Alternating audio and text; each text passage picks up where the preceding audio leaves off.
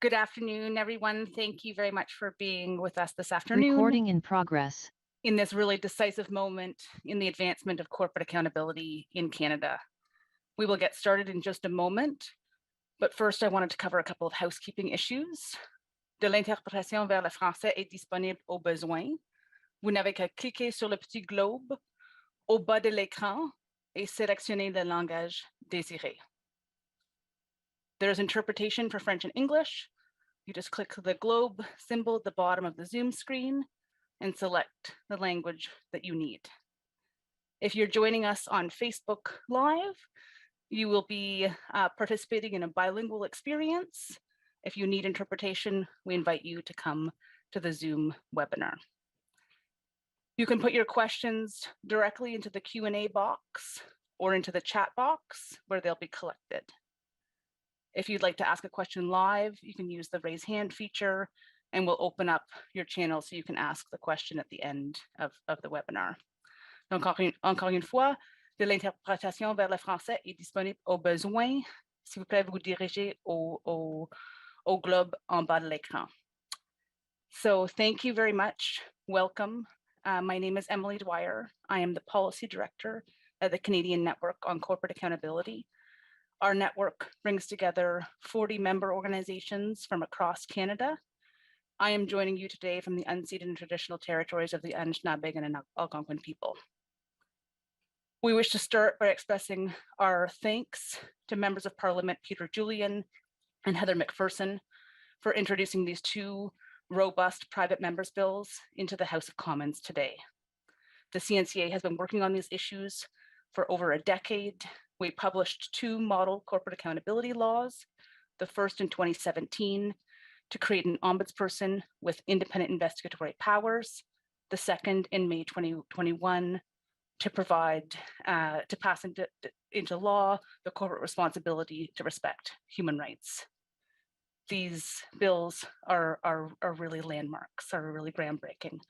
And we thank all members of Parliament who will surely be supporting them as we go forward. I have the great privilege of having four representatives of CNCA member organizations here today. They will each offer some short remarks and then we'll open it up to questions at the end. So without further ado, I will invite Aisha Francis from Kairos Canadian Ecumenical Justice Initiatives to speak. Hi, Aisha, thank you. Thank you. I want to firstly acknowledge and thank the Canadian Network on Corporate Accountability and its members for their decades-long persistence in advocating for corporate accountability in Canada. On behalf of Kairos, I also thank the CNCA for drafting mandatory human rights and environmental due diligence legislation. Today, Kairos is grateful to members of Parliament Peter Julian and Heather McPherson for tabling two important bills to help realize this draft legislation and to strengthen the mandate of the Canadian Ombudsperson for Responsible Enterprise. These critical pieces of legislation are long overdue in Canada. For 2 decades, Kairos, its global partners, members, churches, and networks have called on our government to make Canada open for justice. Kairos's partners include Indigenous communities in Canada and the Global South, specifically women, land defenders, and water defenders. The Government of Canada has been vocal in its support for a feminist approach and is developing a feminist foreign policy.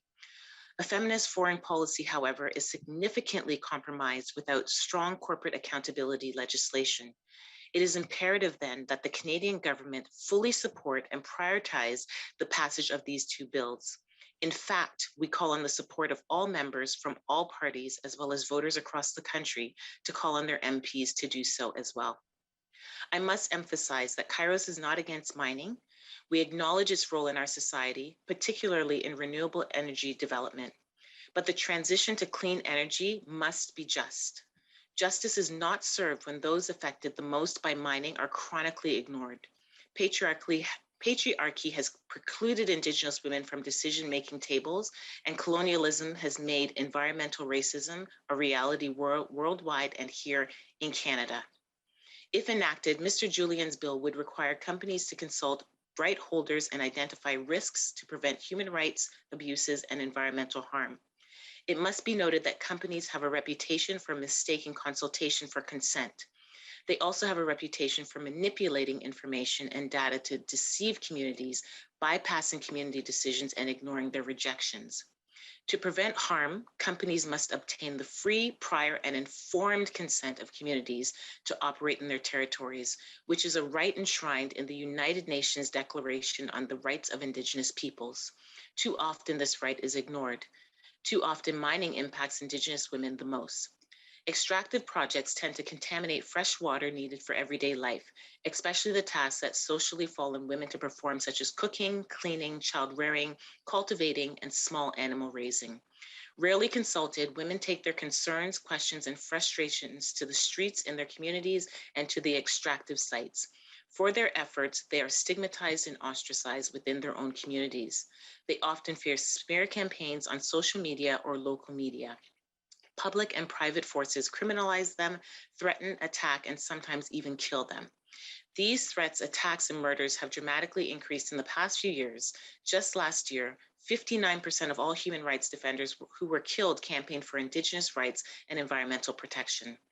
In Guatemala and Colombia, peace accords have attracted investment from Canadian companies, which has led to more violence to protect corporate interests. Guerrilla and paramilitary groups are targeting environmental protectors as obstacles to so-called progress and development. It must be noted that women and Indigenous communities are vital stewards of the land and water, including regenerative farming practices. They sequester carbon through natural soil management and reforestation. Local women are also at the heart of building just, equitable, and lasting peace in their regions. These efforts are undermined by large-scale resource extraction projects.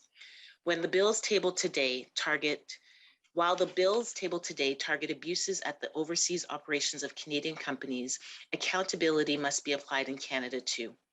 As detailed in the 2021 report by Dr. Sherry Pitou and released by Kairos, extractive companies thwart and criminalize land defense with the support of federal and provincial governments. The final inquiry report on missing and murdered Indigenous women and girls and Two-Spirit people concludes that the extractive sector contributes to forms of gender-based violence. I urge the Canadian government to do what it should have done years ago, to do what millions of women, Indigenous, and other racialized communities worldwide have been calling for, to finally put an end to weak corporate accountability oversight in this country. It can start by supporting these two private member bills, in addition to Bill 226, tabled by Elizabeth May to address environmental racism. We call on the support from all members of all parties and voters across the country to call on their MPs to do so as well. It is high time that Canada establish a people and planet first approach to business. Thank you very much, Aisha, for those powerful words. I'll now invite Beatrice Olivastri from Friends of the Earth Canada to offer some remarks. The floor is yours, Beatrice. Thank you, Emily. And thank you to Emily and her colleagues at the Canadian Network for Corporate Responsibility for all their hard work over the last decade that brings us to this point today. We must also thank the two members of Parliament who have introduced these important bills today. The urgency that Aisha spoke about is relevant for environmental justice and the protection of environmental defenders. Now, the planetary threats that I would like to bring into this conversation are the climate crises, pollution, and the loss of nature. And we want to characterize those as the single greatest human rights challenge of our era. Unaccountable exploitation and greed drive these three threats. And at the same time, they drive violence towards land and environmental defenders. So in the face of ever-growing abuse, corporate self-reporting and the kind of voluntary mechanisms in place now are inadequate and plain unacceptable. Environmental justice can and will only be served by new legislation, such as the bills introduced today, that will hold corporations accountable for their actions and their profits. As we understand these bills, they will require companies to prevent harms, to undertake due diligence, and help impacted people across Canadian courts for injunctions and for remedies.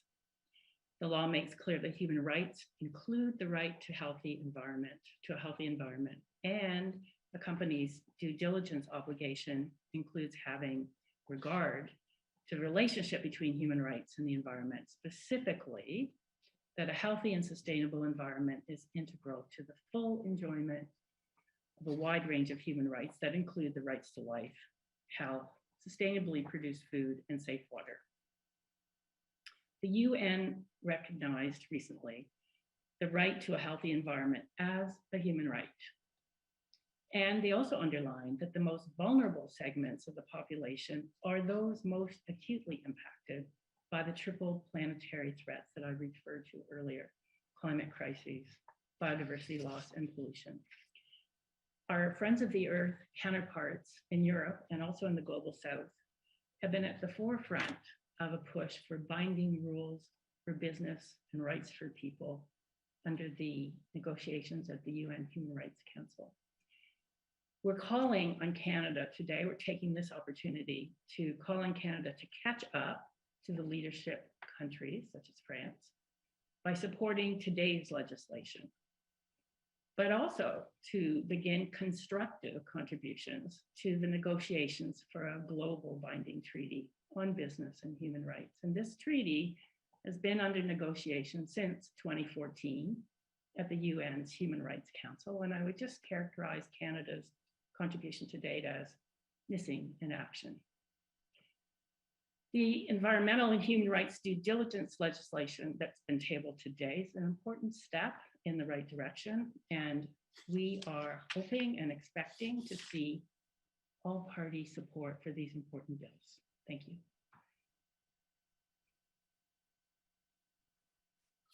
Thank you very much, Beatrice, for this call to action and your remarks.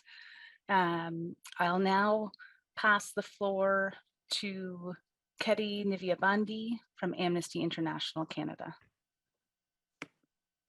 Welcome, Ketty. Thank you, Emily, and good afternoon. Let me start by echoing my colleagues and thank both members of Parliament, MP Heather McPherson and MP Peter Julian, for introducing these very important bills. And I'll emphasize why these bills should be commended by all parties. And this is for several reasons. First, these bills work to address a serious human rights issue of our time. That is the impunity of corporations and transnational corporations that are operating across borders. These bills also recognize that human rights are indivisible, interrelated, and interdependent. And we commend the fact that both these laws are not limited to a single human rights area, but rather refer to the core international human rights instruments and fundamental labor conventions. Both these bills also center access to remedy, both judicial and non-judicial, and on correcting the balance of power between powerful corporations on one end and human rights defenders on the other. The due diligence bill, for instance, recognizes that companies need to not only be transparent about their global operations and business relationships, they also must take steps to prevent harm from happening in the first place. Here we are, 4 years after the Canadian government announced in the company of Amnesty International an ombudsperson with real powers to investigate. Yet the Office of the Core still does not have the basic minimum powers to do so. It is past time for Canada to act. Addressing corporate abuse is key to fulfilling Canada's international human rights obligations. And indeed, various United Nations bodies have called on Canada, they have called out Canada on its lack of business oversight. They have urged the Canadian government to hold companies accountable for their operations overseas and to adopt measures to prevent multiple human rights violations. The fact that is simply that Canada cannot continue to rely on companies to voluntarily do the right thing, respect human rights and the environment without any enforceable rules. Doing so is precisely what has led to abuses in the past. Abuse is borne largely by Indigenous land defenders and communities, many of whom happen to be women, as you heard earlier. So voluntarily and non-enforceable approaches for corporate conduct have not addressed the problem. Instead, they have enabled impunity. And failure to regulate is not only ineffective, companies simply continue to cause harm and people continue to face significant barriers to access remedy, but it is also inconsistent with Canada's international human rights obligations. And as rightly highlighted by Aisha earlier, it is incoherent with Canada's feminist foreign policy and its ambitions of global leadership on human rights. Canada needs to shift to an approach that centers harm prevention and prioritizes the rights of impacted communities, because corporate profit should not and must not come at the expense of people and the environment. When testifying at a recent International Human Rights Subcommittee hearing, the then chair of the UN Working Group on Business and Human Rights said very clearly that if Canada wants to show leadership on business and human rights, it needs to empower the ombudsperson to investigate and to introduce mandatory human rights due diligence legislation. The bills that were introduced today get us one step closer to that. Passed into law, they will be a game changer. And we therefore at Amnesty International urge all members of parliament concerned about human rights to give these two landmark bills the urgent attention they require and deserve. Thank you.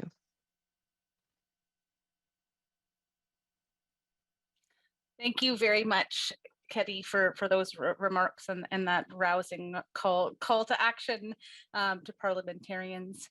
C'est avec plaisir que j'introduce maintenant Michèle Asselin de l'Association québécoise des Comment est-ce que ça se peut que j'oublie le nom d'ACOSI en français? Je vais juste dire Michèle Asselin d'ACOSI. Merci beaucoup, Michèle. Merci, Émilie. Et permettez-moi de, moi aussi, remercier les deux députés qui ont déposé les projets de loi aujourd'hui et aussi de remercier toutes les personnes et tous les groupes qui soutiennent activement les actions du RCRCA depuis une dizaine d'années. Depuis 2 ans, le monde est marqué par une pandémie qui exacerbe les inégalités existantes et pose des défis sans précédent. La COVID-19 a exposé la fragilité de nombreux pays quant à l'approvisionnement en biens et services essentiels. Les besoins en matériel sanitaire ont explosé. Une compétition féroce s'est rapidement mise en branle pour obtenir des équipements essentiels pour le système de santé. Ensuite, ce fut la course pour obtenir des vaccins. Toute la population canadienne a alors constaté que les chaînes d'approvisionnement sont étroitement liées, que la plupart des produits que nous consommons et dont nous dépendons proviennent des chaînes d'approvisionnement mondiales complexes et que le monde est de plus en plus interdépendant. De nombreux Canadiennes et Canadiens ont découvert le côté hideux de ces chaînes d'approvisionnement quand on a appris qu'au moment où le Canada livrait une vive concurrence à de nombreux pays afin d'obtenir des équipements de protection pour les milliers de travailleuses et de travailleurs de la santé, le gouvernement avait accordé 221 millions de dollars en contrat à une filiale d'une entreprise de la Malaisie soupçonnée d'avoir recours au travail forcé. Cette dénonciation nous a sensibilisés davantage au travail forcé qui existe toujours. En mars 2021, un rapport titré « Même pas le strict minimum » dénonçait des marques canadiennes et internationales de l'industrie du textile.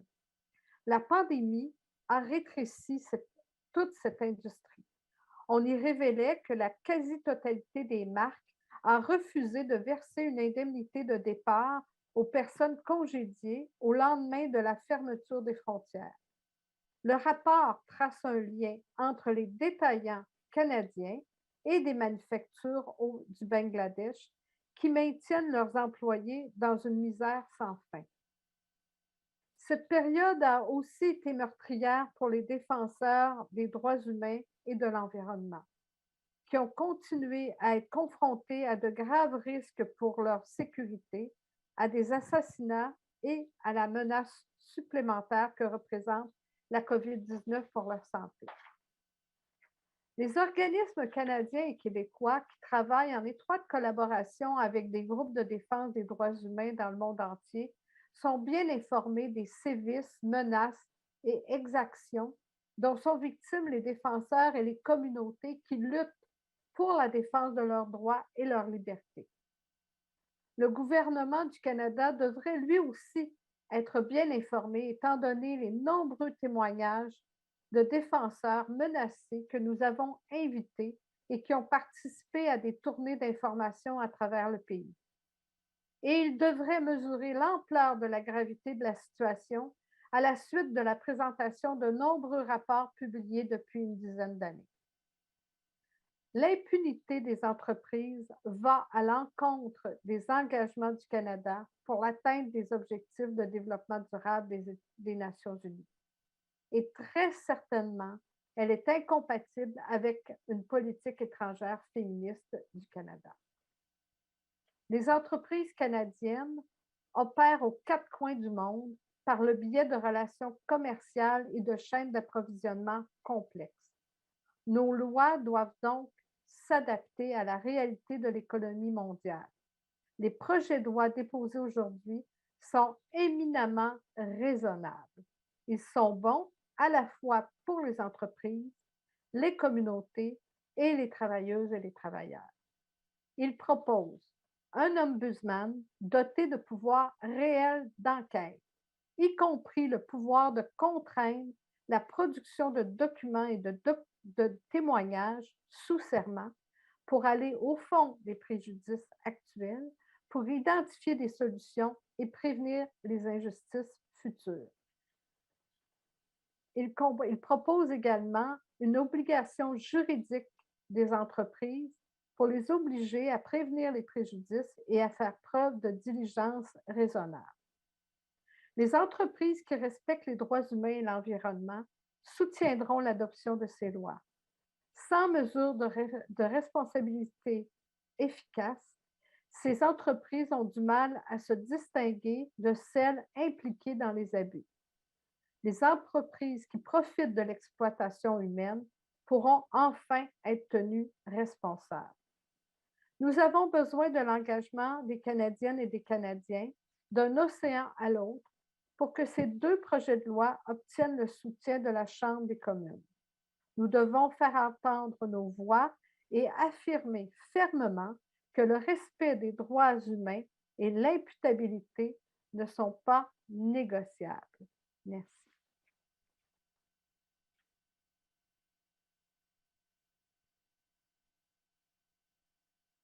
Merci beaucoup, Michèle, pour vos remarques motivateurs pour nous. And thank you to all of the panelists this afternoon for your rousing remarks. Before turning to the question and answer portion, and a reminder that if you would like to, you can put questions in the Q&A function, in the chat, we will be fielding some questions from the Facebook Live. If you'd like to ask a question, you can raise your hand. Denis Cote from ACOC will be moderating the question and answer section. But before shifting there, I also just wanted to, in addition to, again, thanking the members of Parliament who tabled these important bills in the House of Commons today, to also thank the members of Canadian civil society who have been pushing for this for a decade, and the hundreds of thousands of Canadians who have been speaking with their members of Parliament, signing petitions, writing letters, being part of manifestations. It is this is an important step, but also to recognize that we would not be here today if it had not been for the engagement of interested and concerned Canadians across the country, of the organizations who support them and work with partners around the world, the members of parliament who, not only those who have tabled the bills, but who have also brought these issues to parliamentary subcommittees, have welcomed tours of human rights defenders, the important study at the International Human Rights Subcommittee that led to recommending both the Ombudsperson's legislation and due diligence legislation, and the countless advisors who gave us expert advice over the years. So thanks all around, and I'll pass it over to you, Denis, to field the first questions. Oui, merci beaucoup. Donc, on vous invite à poser vos questions là, dans le chat ou dans la colonne de Q&A en français ou en anglais. Donc, je vais simplement lire là, les questions dans la langue dans laquelle elles auront été écrites. Alors, on peut commencer avec la première question qui est en anglais. So the first question is it really that important for the court to have power to investigate? Since the office has only been operational since 2019, shouldn't we give it time?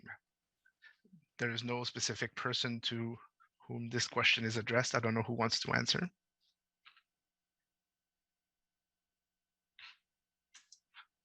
I can jump in unless anyone else wants to.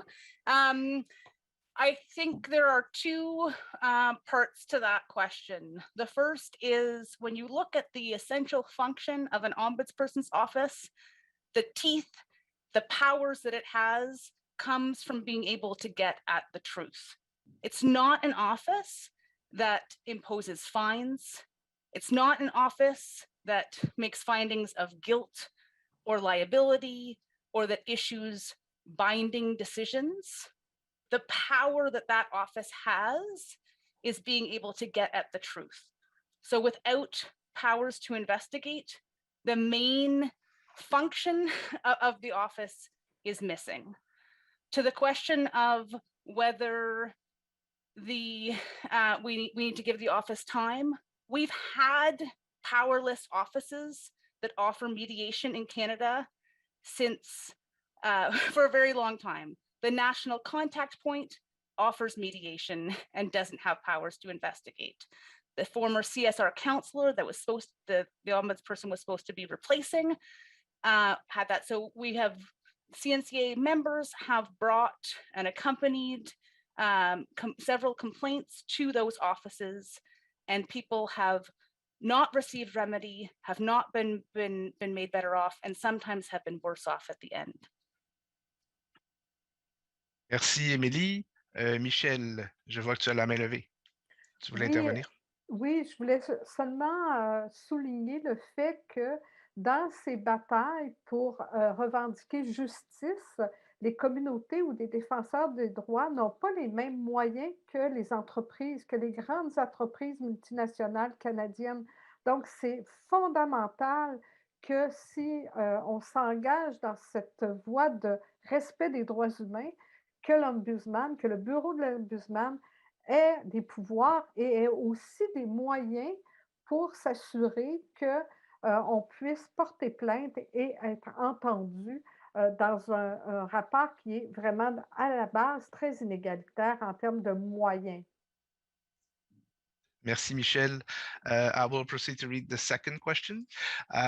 Is it reasonable to require companies to prevent human rights abuse and environmental damage in their supply chains?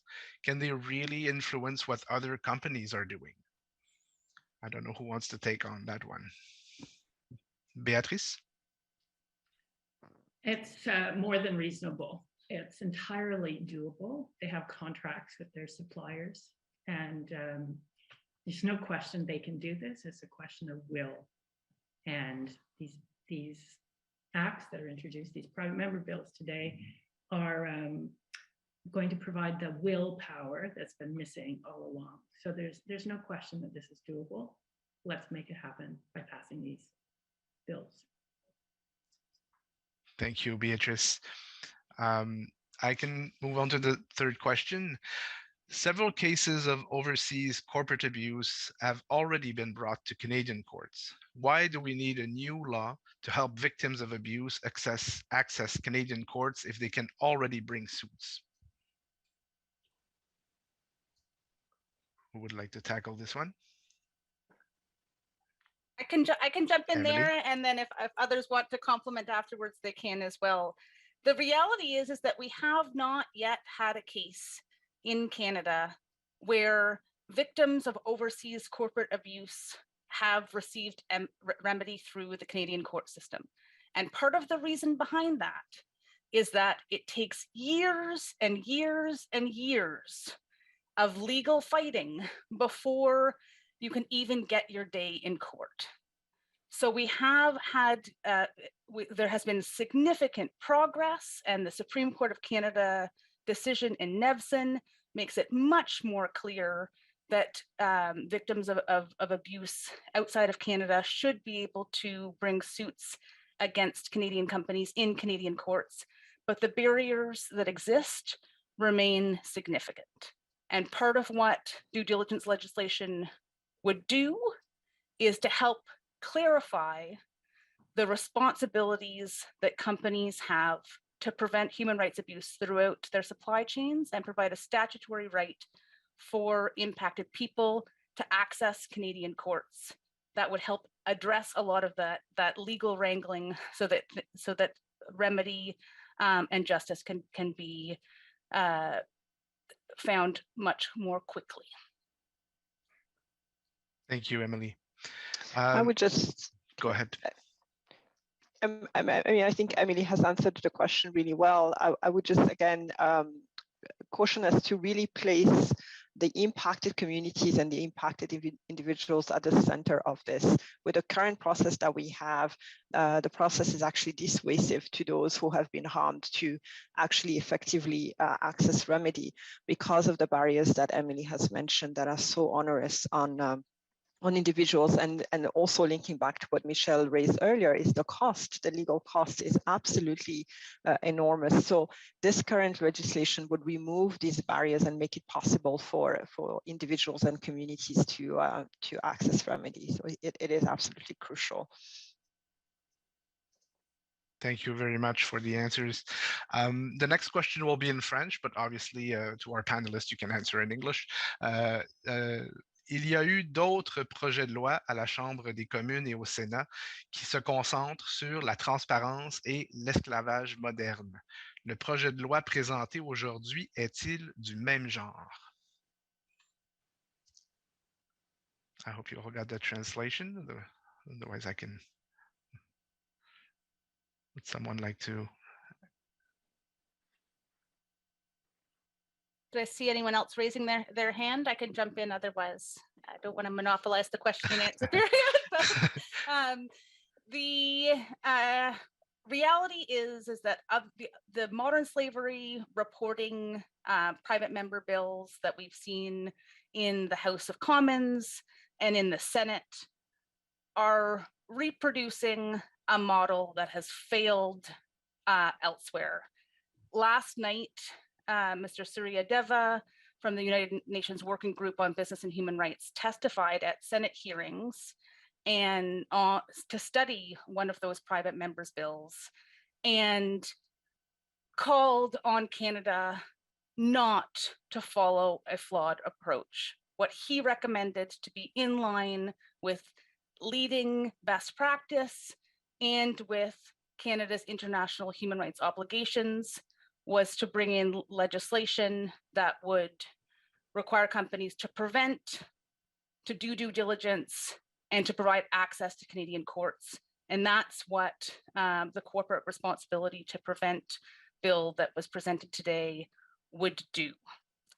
Unlike modern slavery reporting that just says, tell us if you're doing anything, this legislation would really enshrine the corporate responsibility to prevent harm and, as Ketty was mentioning, be centered around the rights of people who are harmed to access remedy and justice. Thank you, Emily. What I will do now is I will read the question from Joan Baxter in the chat box, but then I will give the mic. Maybe if we can open the mic after that of Alice Chipot, who has her hand raised. I'm not sure who is able to do that, but so I'll start with the question that's in the chat, and then we can open the mic. So the question from Joan Baxter is: how much support do you think there is for this bill, and do the MPs expect it to pass?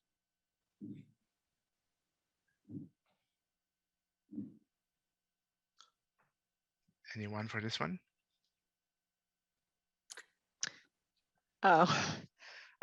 I don't know if we can speak about the current level of support. We can certainly speak to the expectation of support that we have for all members of Parliament, regardless of their party affiliation. This is a bill that, as we mentioned earlier, must be endorsed by any member of Parliament who really prioritizes human rights. This is a bill that ensures that Canada fulfills its international obligations, that those who are harmed globally by corporations receive effective remedy, that Canadian corporations follow the rules, the human rights rules that they should be following in the first place. So we cannot imagine any member of Parliament who will be opposed to these proposals, and we certainly expect that it will receive support across the House and across the board. And I think I speak also on behalf of all my colleagues here. We have high hopes for all members of Parliament who will be reviewing this bill. Thank you very much. Beatrice? I certainly mirror this expectation and hope. I wanted to point out, though, that there is the longstanding Canadian position that says voluntary principles, the UN guiding principles, are adequate. And this is the line that's been used in the international negotiations around the binding treaty dealing with transnational corporations. And so the reason I'm mentioning this is to say, I think that we need to expect and work towards positive reception by all MPs, but we do have to overcome this inertia. It's almost like this sort of immediate response saying, oh, we have the voluntary principles, that's enough. So we don't want anyone listening to think there isn't work to do, and that we really need to have everyone reaching out to their own member of Parliament to support these bills and to make sure there's a vigorous and robust discussion and debate, but working towards their adoption, definitely. But there is work to do on it. So please, please help. Thank you very much. So there was a bit of confusion with the hand that was raised. It's apparently not a hand raised. So I'll just go back to the questions we've received in the Q&A. I have a question here from Penelope Simons. Canada would not be alone in legislating HRDD, so human rights due diligence. Could you comment on how this legislation might level the playing field for companies that have operations in Europe?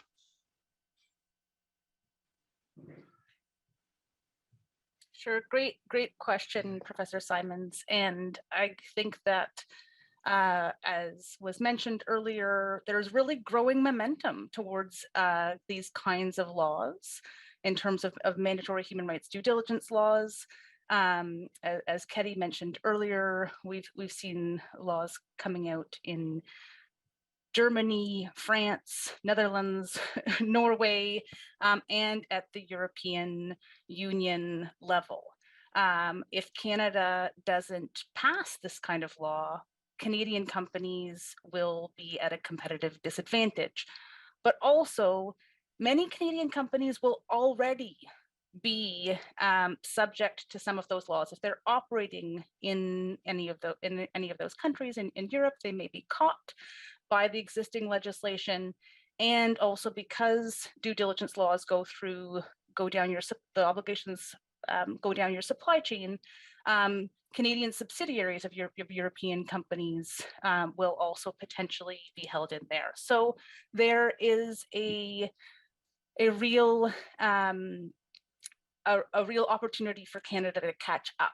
This is different than with the Canadian Ombudsperson for Responsible Enterprise, where if it had powers to independently investigate, it could really be considered the first of its kind in the world. It could be an opportunity, and as Ketty was mentioning earlier, those two laws together could help Canada to be seen as a leader. Thank you very much, Emily. We still have about 3-4 minutes, I think, for questions. I have, there's Catherine Anderson who raised her hand. I don't know who can allow her to speak. Is it Gabriela?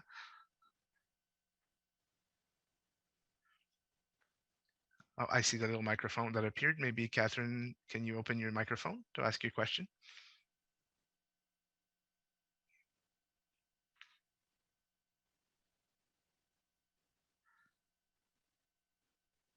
Or don't know if it's working. So maybe I'll take the question that's in the chat box in the meantime until we figure out how to open the microphone. So there was a question from Daniel Mallette. Donc, bravo pour ces présentations et bravo pour les 2 projets de loi. On peut s'attendre à des débats sur les 2 projets de loi et ultimement à un vote. À quel moment? Anyone has an idea about that? So when can we expect debates and a vote on these bills? So for those of you who know how private members' bills work in the House of Commons, this may be boring information, but I can let you know. There's a lottery system whereby members of Parliament pull a number by which the order of bringing bills to the House floor. So you can table a bill at any point in time, but you can't bring it to second reading, which is the first step before it goes to committee, until your number comes. So the significance of where your numbers are in the lottery. I don't have their numbers in front of me, but when we looked it up earlier, MP Peter Julian's number is, I believe, around 80. And Heather McPherson's number is around 120. So our estimation is that the earliest you would get to 80 would be in the fall of 2022, but much more likely in the spring. It kind of depends on how much time other bills that have precedence ahead of time. The government of Canada can always take up a private member's bill and bring it forward as a government bill to help speed up the process. So if we are all successful in responding to Beatrice's call to help pushing members of Parliament to support this, including the Government of Canada, perhaps we could see things moving sooner than that. Merci beaucoup, Émilie. Je pense que la séance de questions et réponses arrive à sa fin. Il est 12h58. Ça a été peut-être la séance de questions et réponses la plus efficace que j'ai vue dans les dernières années. Merci à toutes nos panélistes intervenantes. Émilie, je te repasse la parole pour le mot de la fin. Well, just again, thank you very much, all of you, for being with us today. To the members of Parliament who have tabled this bill and the others who will be reviewing it and hopefully seconding it throughout the days and weeks to come. And to all of the panelists, thank you for your time, your dedication, your rousing words.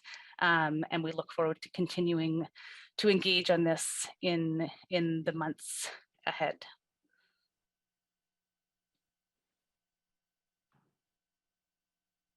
Merci beaucoup. Merci. Au revoir tout le monde. Thank you. Thank you, everyone.